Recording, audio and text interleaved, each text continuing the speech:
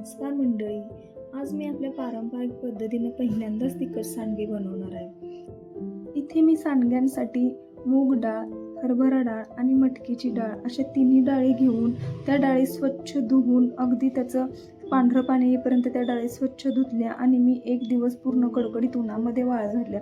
कारण की जर वाळल्या व्यवस्थित तर त्याची पावडर व्यवस्थित आपण करू शकतो. तर ह्या डाळी मी वाळवल्यानंतर गिरणीमधून त्याची मी पावडर करून घेऊन आले आणि थोडं थोडं पाणी वापरून मी पीठ अगदी मध्यम प्रमाणामध्ये मळून घेतलं. म्हणजे जास्त मी पातळ देखील केलं नाही आणि जास्त मी घट्ट देखील केलं नाही. छान असं पीठ मळून घेऊन मी अर्धा तास ते भिजण्यासाठी ठेवून दिलं आणि छोटे छोटे सांडगे घालायला सुरुवात केली.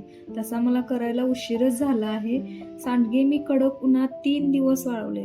चांगले वाळले की ते खूप दिवस टिकतात आणि भाजीसोबत किंवा तळून खायलाही खूप भारी लागतात. तर मंडळी, तुम्हाला हा व्लॉग आवडला तर चॅनलला सबस्क्राईब करा आणि आलाच आहात तर व्हिडिओला एक लाईक करा आणि कमेंट करा. भेटूया नेक्स्ट व्हिडिओमध्ये. आजच्यासाठी एवढं. बाय.